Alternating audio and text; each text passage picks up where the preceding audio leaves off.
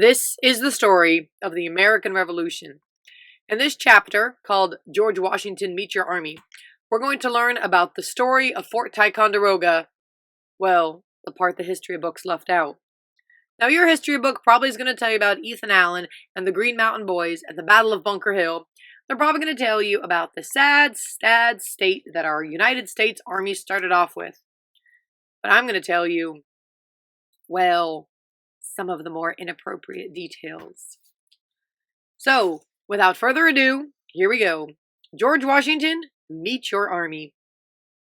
King George was hoping to smack the rebels with a smart blow, but he was about to be disappointed. Before sunrise, on the morning of May 10th, 1775, a Vermont patriot named Ethan Allen stepped onto a boat on Lake Champlain. Allen and his men pushed out into the cold, choppy water and began to silently row across the lake. The second blow of the American Revolution was about to be delivered, and not by the British. The story begins in early May 1775 when a Connecticut lawyer named Noah Phelps stopped shaving. Once he had a nice little beard going, he disguised himself as a poor peddler, a guy who sells pots from door to door. Then he walked right up to the gates of Fort Ticonderoga, the British fort in New York. The British soldiers asked this sloppy-looking peddler what he wanted. Phelps said he just needed a shave. Could the fort's barber just help him out? While Phelps sat in the barber's chair, his eyes spied the condition of the fort. Crumbling walls, bored soldiers. It was just as he hoped. Fort Ticonderoga was not prepared for an attack. Noah Phelps passed the information on to the Green Mountain Boys, a group of patriot farmers from the Green Mountains of Vermont. The boys were led by Ethan Allen. Standing 6'6" with a furious temper, Allen was not the kind of guy you would want to have as an enemy. He was known to beat up two men at once by lifting them off the ground and banging them together. But on the morning of May 10th, Ethan Allen was perfectly calm. He and about 80 of the boys rowed across Lake Champlain, reaching the New York side of the lake just before sunrise. There in front of him was their target, Fort Ticonderoga. One British soldier sat guarding the fort's gates. Or, he was supposed to be guarding the gates.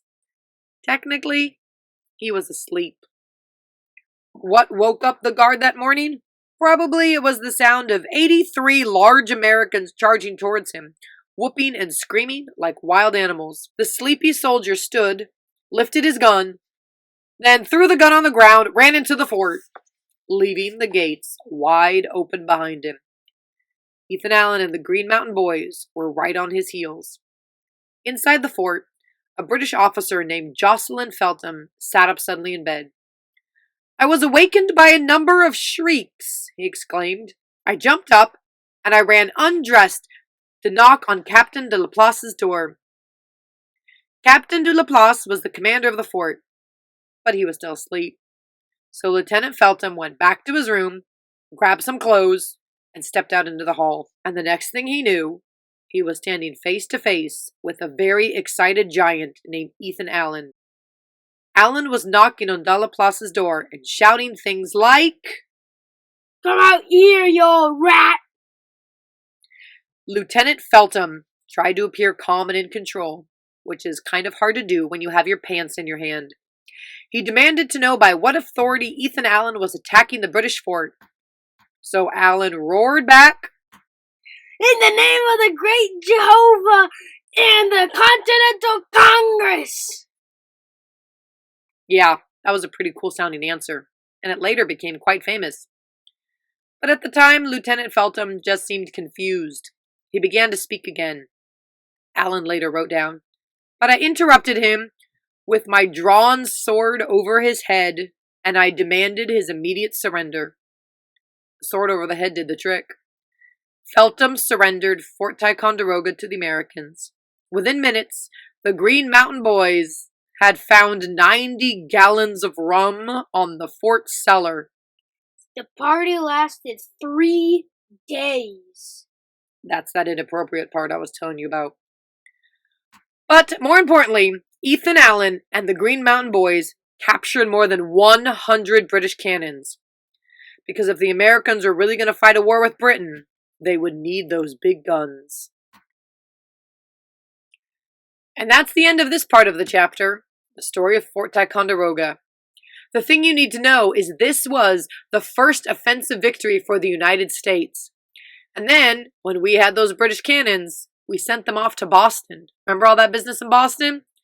Those cannons were used in Boston, and the British regulars who had been occupying the city since the Boston Tea Party withdrew. Stay tuned for next time when I tell you more of the hilarious parts of the American Revolution.